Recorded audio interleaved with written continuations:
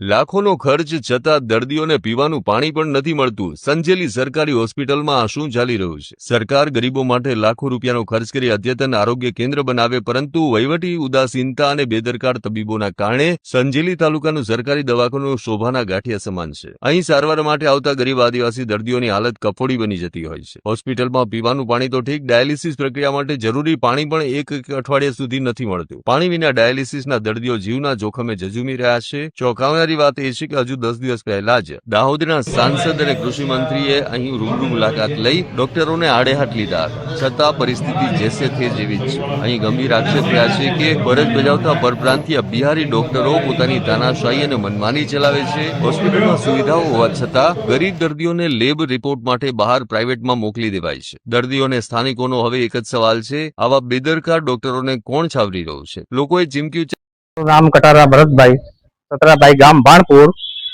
હું સંજેલીમાં લગભગ 3-4 વર્ષથી ડાયાલિસિસ કરાવું છું, પણ આ જે ડોક્ટર આ બિહારી લોકો આવ્યા ને ત્યાંથી અમને બહુ તકલીફ પડે છે. એક ને એક પ્રશ્ન ઉભો જ રહે છે અમારે. અમને સ્થાનિક ડોક્ટર જોઈએ છે, સ્થાનિક ડોક્ટર મૂકો, નકર અમે આંદોલન કરશું. બરાબર. અને પાણી આજે 8 દિવસથી મોટર બંધ છે. અમારું ડાયાલિસિસ 4 કલાકનું હોય છે. બરાબર. એમાં અમે 2-2 કલાક ડાયાલિસિસ કરાવીએ છીએ. બરાબર. 2-2 કલાક ડાયાલિસિસ થાય છે. અમને તકલીફ પ્રાપ્તા ઉભી થાય છે. નામ કટારા ભરતભાઈ, સતરાભાઈ, ભાણપુર ગામ. સરકાર દ્વારા માંગ છે કે સરકારને હું એક વિનંતી કરું છું કે અમને છે ને આ સ્ટાફ અમને જોઈએ, બિહારી લોકો જોઈએ જ, અમને સ્થાનિક માણસ જોઈએ છે. અમને આ બિહારી લોકો જો એક પણ ન જોઈએ. કામ નથી કરતા, કોઈ કામ નથી કરતા. આ લોકો કોઈ ધ્યાન જ નથી આપતા. બસ મોટા ફોન કરીએ તો આડા જવાબ આપે. ફોન પેશન્ટ દર્દી ફોન કરે છે તો દર્દીને શું કહે છે કે દર્દી કે અમને હું મારી જવાબદારી નથી, હું આવતો નથી, એવો ખોટો ખોટો જવાબ આપે છે પેશન્ટોને. બસ અમે આને તાત્કાલિક બદલી કરવા માંગ અમારી, નકર અમે કાયદેસર એને શું આંદોલન કરશું. હું પરેશભાઈ, મારું નામ પરેશભાઈ પટેલ. હું રહેવાસી રાજકોટનો, પણ અહીંયા સંજેલી ડાયાલિસિસ કરાવું છું. આ વિભાગમાં કોઈ જાતની સગવડ નથી. પાણી અઠવાડિયા ત્યાં મોટર બરી ગઈ છે, અને મોટર બરી તો ગઈ છે પણ મઈ જતી રહી છે.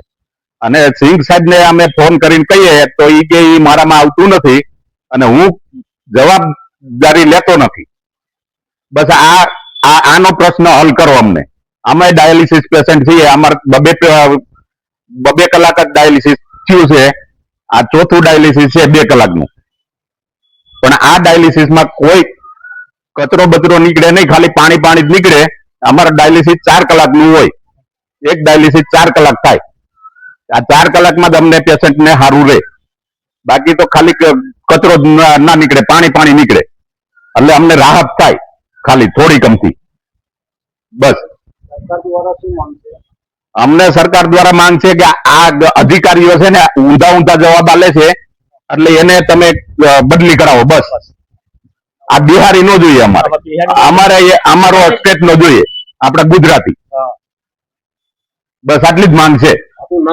પરેશભાઈ પટેલ.